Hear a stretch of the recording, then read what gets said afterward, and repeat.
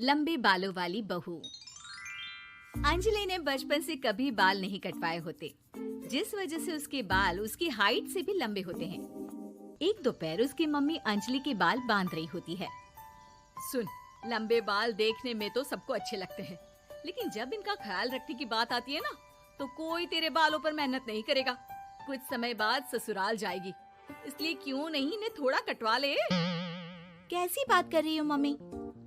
आप मेरे साथ मेरे बालों पर मेहनत तो करती ही हो, और चाहे कुछ भी हो जाए, अब मैं अपने बाल नहीं कटवा सकती। और आपको वजह तो पता ही है। अपनी बेटी को इतना खुश देखकर उसकी मम्मी आगे कुछ नहीं बोलती।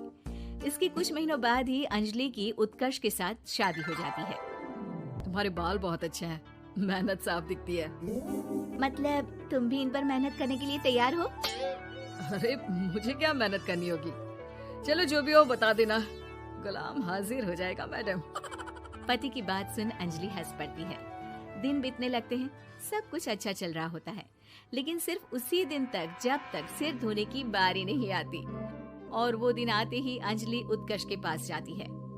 सुनिए ना, मैं अकेले हेयर वॉश नहीं कर सकती, प्लीज हेल्प कर दो।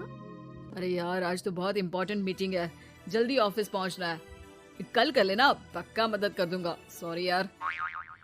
उत्कर्ष वहाँ से चला जाता है, जिसके बाद अंजलि शैम्पू की बोतल लिए सास के पास जाकर उनसे मदद मांगती है। जहाँ अंजलि की बात सुन सास जोर जोर से हंसने लगती है। बावली हो गई है क्या? तेरे बाल धोऊंगी, जब अकेले संभाले नहीं जाते तो इतने लंबे बाल किए ही क्यों? ये कहकर सास भी वहाँ से चली जाती है। अंजलि मन ही मन सोचती है, मम्मी सही बोलती थी, तारीफ सब करेंगे, पर थोड़ी भी मेहनत कोई नहीं करेगा। अब अंजलि खुद ही हेयर वॉश करने बाथरूम में चली जाती है। इस बात को 3 घंटे बीत जाते हैं, लेकिन अंजलि बाथरूम से बाहर नहीं निकलती। सास बाथरूम का दरवाजा खटखटाती है। अरे ओ महारानी, अंदर घर बसाने का प्लान है क्या? यहाँ सारे काम पड़े हैं, तेरे बालों की वजह से हम क्या भूखे मर जाएं? सास की आवाज सुन अंजलि अगले ही पल बाहर निकल आती है, लेकिन सही तरीके से सिर नहीं धुलने पर उसके आधे बालों में शैम्पू और बाकी बालों से पानी बह रहा होता है। हाय नास पीटी, इतने घंटे लगा दिए फिर भी इन्हें ठीक से धो कर नहीं आई। अब क्या सारे घर में पानी पानी करती घूमेगी? अरे कहीं मुझे ही ना गिरा दियो। आज तक कभी अपने आप हेयर वॉश नहीं किया, हमेशा मम्मी हेल्प कर देती थी, इसलिए टाइम लग गया। अंजलि और उसके बालों से टपक रहे पानी का हाल देख सास अपनी ही जान बचाने के लिए बहू को दोबारा बाथरूम में ले जाकर उसका अच्छी तरह हेयर वॉश कर बालों का पानी निकाल देती है। अब जल्दी काम पर लग जा, और मुझे दोबारा इस घर में तेरी जुल्फों का टंटा नहीं चाहिए। सास की बात मानकर अंजलि चुपचाप काम पर लग जाती है।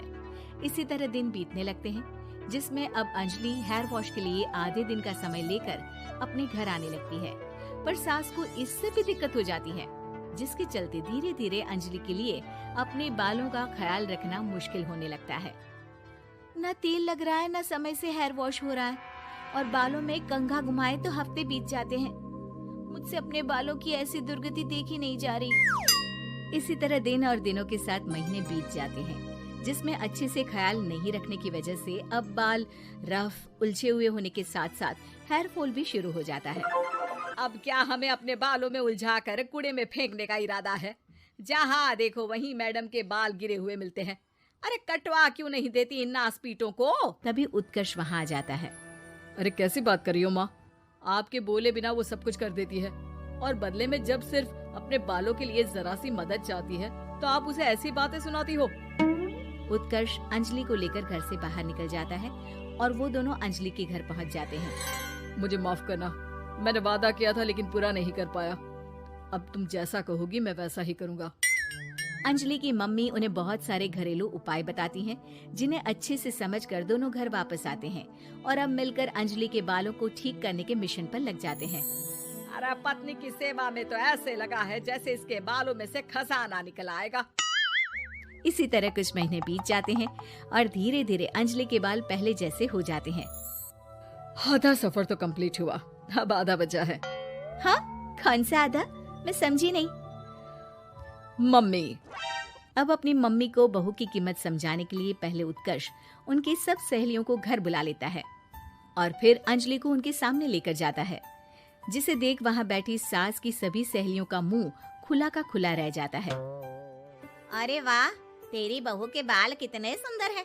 आज से पहले हमने कभी इन पर ध्यान कैसे नहीं दिया। और वैसे इतने लंबे बाल संभालना सबके बस की बात नहीं, लेकिन तुम्हारी बहू को देखकर लगता है कि ये इसमें प्रो है। वैसे बहू, लंबे बाल देवी के भी होते हैं और चुड़ैल के भी, इसलिए अपने अंतर्मन में कभी कुछ बुरा मत आने देना और इस घर के लिए लक्ष्मी का रूप बनना। अरे किस बात की, घर की आधी लक्ष्मी तो ये इन्हीं जुल्फों पर खर्चा कर देती है। सास की इस बात पर अंजलि तुरंत पैसे ले जाकर सास के हाथ में रख देती है। अब मुझे सबके सामने नीचा दिखाने के लिए पैसे दे रही है क्या? नहीं मम्मी जी, पैसे आपको इसलिए दिए हैं क्योंकि ये उन्हीं बालों की कमाई है जिन्हें आप रात दिन कोसती रहती हैं। अगर आप वो सब नहीं करती तो मेरे बाल खराब नहीं होते और ना ही मैं ये पैसे कमा पाती। है? क्या मतलब है? कहना क्या चाहती हो? मैं शादी के पहले से ही एक हेयर केयर यूट्यूब चलाती हूँ, जहाँ शादी के बाद और बालों के हाल की वजह से मैं इनएक्टिव हो गई थी। पर उस दिन जब उत्कर्ष और मैं मम्मी के पास उपाय पूछने गए तो आइडिया आया कि अपनी हेयर प्रॉब्लम्स ओवरकम करने के साथ साथ इस प्रोसेस की वीडियो बनाकर उसे भी यूट्यूब पर डाल दूं तो। और अंजलि के इस आइडिया से वीडियो हिट हो गई, चैनल के सब्सक्राइबर भी बढ़े, साथ में व्यूज और पैसे भी मिले, जो इसने आपको देने के लिए सोचा।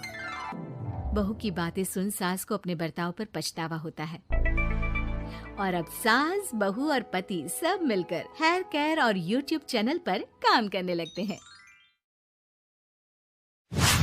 सुरुचि ने प्रवचन सुन सुन के प्रतिज्ञा ले ली थी कि अब वो कोई भी पाप नहीं करेगी, सबसे अच्छे से बात करेगी, किसी के साथ बुरा नहीं करेगी। बहू, ये मच्छर तेरे गाल पे कब से बैठा है? अरे काट लिया तो गाल गुलाब की तरह लाल कर देगा। बैठे रहने दो माँ जी, उसे आराम करना होगा। उसने मेरे गाल को अपना घर समझ लिया है तो मैं उसे बेघर क्यों करूं? अरे ज्ञान की बारिश बाद में करना, अपने गाल का मच्छर हटा ले। मलेरिया हो गया तो तुझे आराम करना पड़ेगा। माँ जी, डेंगू मलेरिया तो सांसारिक बीमारियां हैं, हमें इनसे ऊपर ही तो उठना है ना।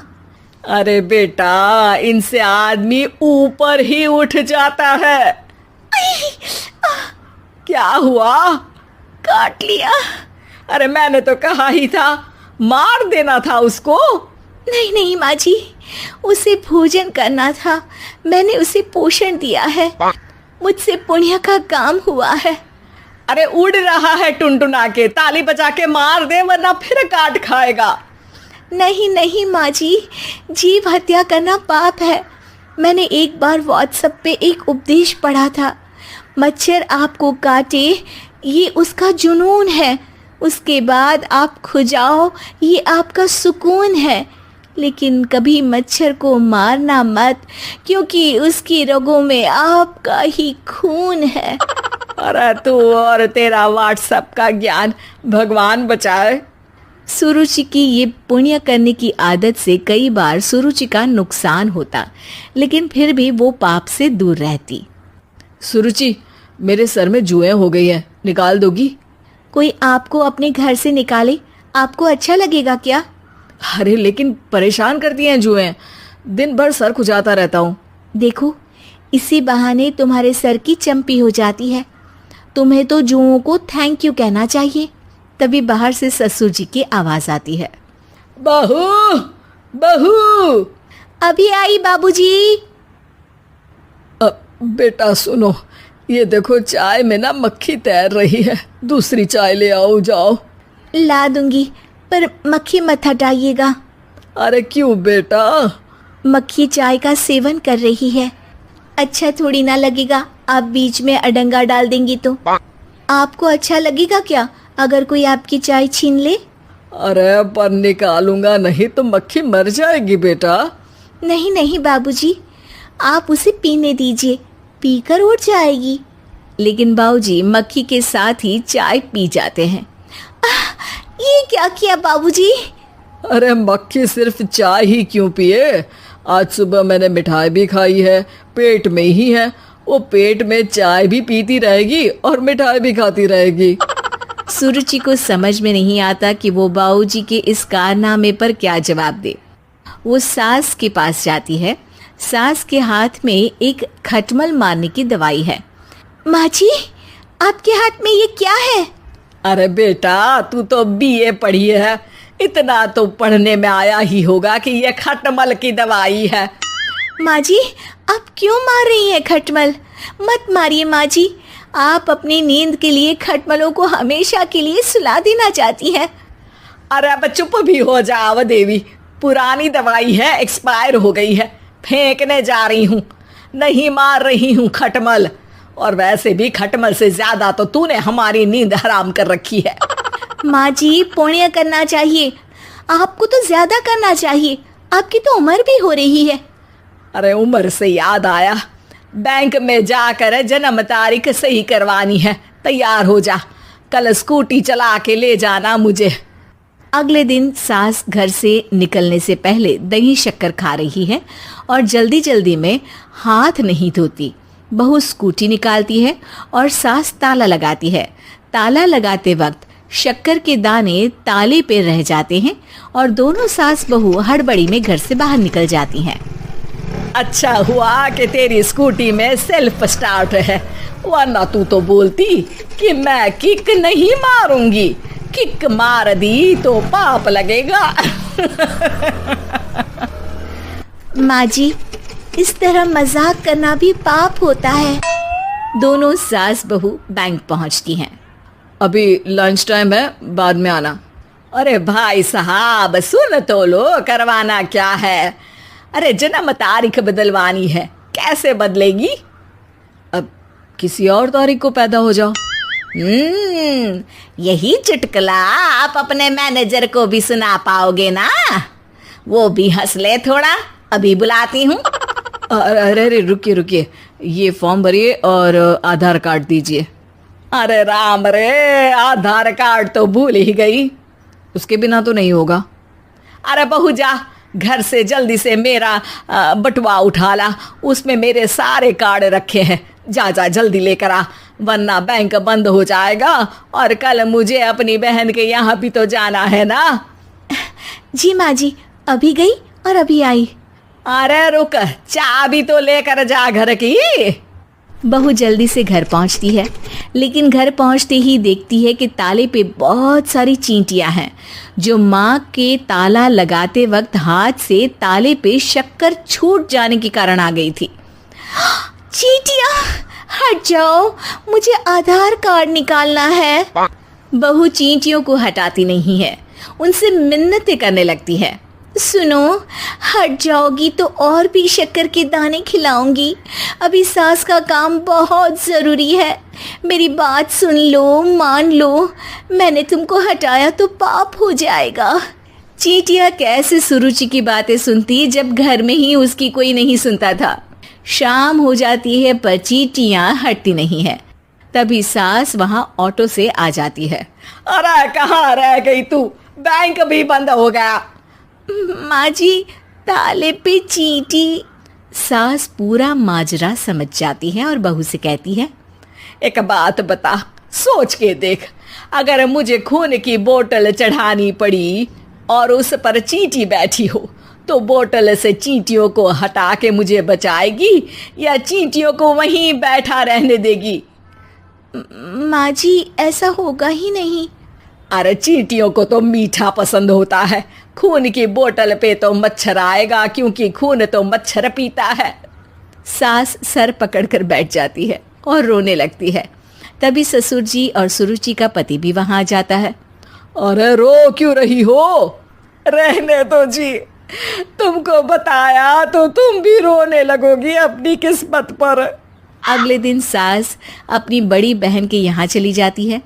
पति अपना काम कर रहा होता है और सुरुचि उसके पास जाकर कहती है, ये जुएं खत्म करने की दवाई है, मैं मालिश कर देती हूँ। अरे लेकिन तुमको पाप नहीं लगेगा? अपनों की खुशी के लिए अगर छोटे मोटे पाप करने पड़े तो वो पाप अच्छे हैं जी। अरे माँ जी, जल्दी चलिए, देखिए आपके घर के बाहर एम्बुलेंस आई है। गायत्री भागती हुई दरवाजे पर आती है। तभी उसकी बहू चांदनी को एम्बुलेंस से बाहर लाया जाता है। हे भगवान, ये मेरी बहू को क्या हो गया? एक्सीडेंट हो गया माँ जी। अरे लेकिन ये कैसा एक्सीडेंट है? चोट तो कहीं नजर नहीं आ रही। अरे माँ जी, दिमाग में अंदरूनी चोट लगी है और ये अपनी याददाश्त खो बैठी है। हैं? मेरी बहू याददाश्त खो बैठी है, अब क्या होगा? अब फिक्र मत करिए, बस इनका अच्छे तरीके से ख्याल रखिए। मैंने दवाइयाँ दे दी हैं, अब मैं चलता हूँ। अगले दिन अब तेरी तबीयत कैसी है बहू? बहू? किसकी बहू? हम भैरवगढ़ के ठाकुर विक्रम सिंह की बेटी रूपवती हैं। हम एक राजकुमारी हैं और तुम हमारी दासी हो बुढ़िया। अरे बेटा विशाल, बहू कैसी बहकी बातें कर रही है। अरे कुछ मत पूछो माँ, रात को मुझसे अपने पैर दबा रही थी। सर पर चोट लगने की वजह से इसका दिमाग पूरी तरह खराब हो गया है और ये अपने आप को राजकुमारी समझ रही है। तभी वहां चांदनी आ जाती है। तुम दोनों यहाँ क्या खुसुर फुसुर कर रहे हो? कहीं तुम दोनों मिलकर हमारे खिलाफ कोई षड्यंत्र तो नहीं रच रहे हो? हम तुम्हारा सर तलवार से उड़वा देंगे, समझे? अरे नहीं नहीं राजकुमारी जी, हम तो आपके सेवक हैं। भला हमारी इतनी हिम्मत? कहिए, आपने यहाँ हॉल में आने का कष्ट कैसे किया? हमें बहुत भूख लगी है। ए दासी, जल्दी से हमारे लिए भोजन का प्रबंध करो। आज हम शाही कबाब खाएंगे। विशाल अपनी माँ को चांदनी की बात मानने के लिए इशारा करता है। ठीक है राजकुमारी जी, मैं अभी आपके लिए भोजन लेकर आती हूँ। इस तरह विशाल और उसकी माँ ना चाहते हुए भी चांदनी की जी हजूरी में लगे रहते हैं। लाओ माँ, जल्दी से मेरा टिफिन दो, मुझे देर हो रही है। अरे ठहर जा, जरा दम तो लेने दे मुझे। सारे घर का काम मुझे अकेली को करना पड़ता है। तेरी बीवी तो राजकुमारी बनी बैठी है, सारा दिन हुक्म चलाती रहती है। अरे माँ, मेरा भी तो यही हाल है। फिलहाल तुम मेरा टिफिन दे दो, मैं चला। रुको, कहाँ जा रहे हो? अरे मर गया रे, ये कहाँ से आ धमकी? आज हमारा जुहू चौपाटी घूमने का मूड है और हमें अपने लिए नई साड़ियाँ भी खरीदनी है। चलो जल्दी से अपना वाहन निकालो और हमें ले चलो। अरे अब तो मैं गया काम से। अगर आज मैं वक्त पे ऑफिस नहीं पहुंचा तो मेरा बॉस मुझे नौकरी से निकाल देगा। मरता क्या न करता। आखिरकार विशाल चांदनी को घुमाने ले जाता है और चांदनी अपने लिए ढेर सारी शॉपिंग भी करती है। ए दासी, टीवी पर कपिल शर्मा के आने का समय हो गया है, जल्दी से टीवी शुरू करो। अरे वाह, कपिल शर्मा तुझे याद है, बाकी कुछ याद नहीं।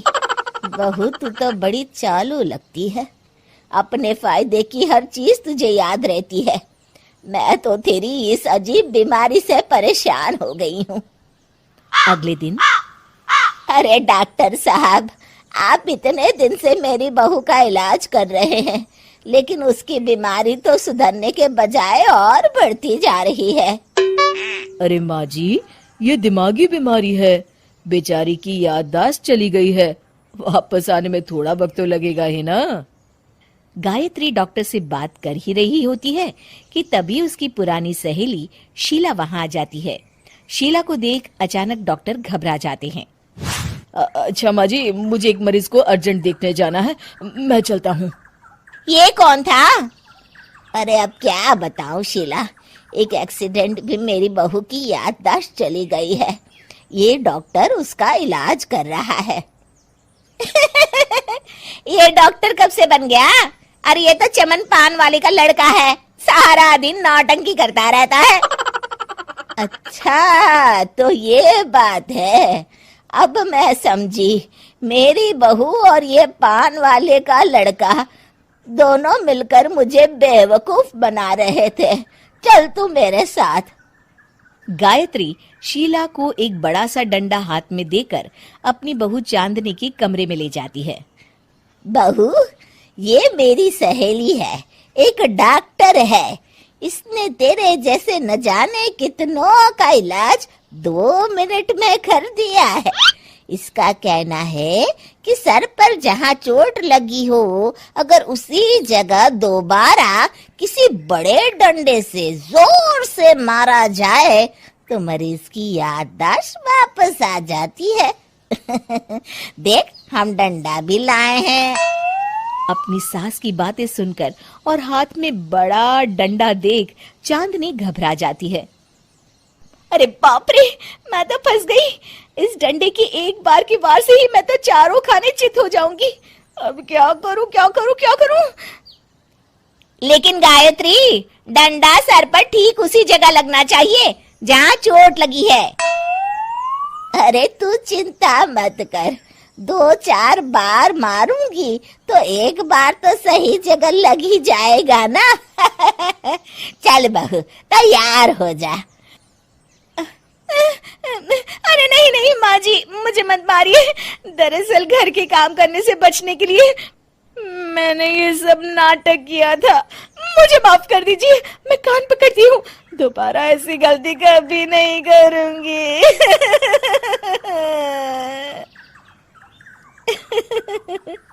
क्यों दोस्तों, कहानी कैसी लगी हमें जरूर बताइएगा।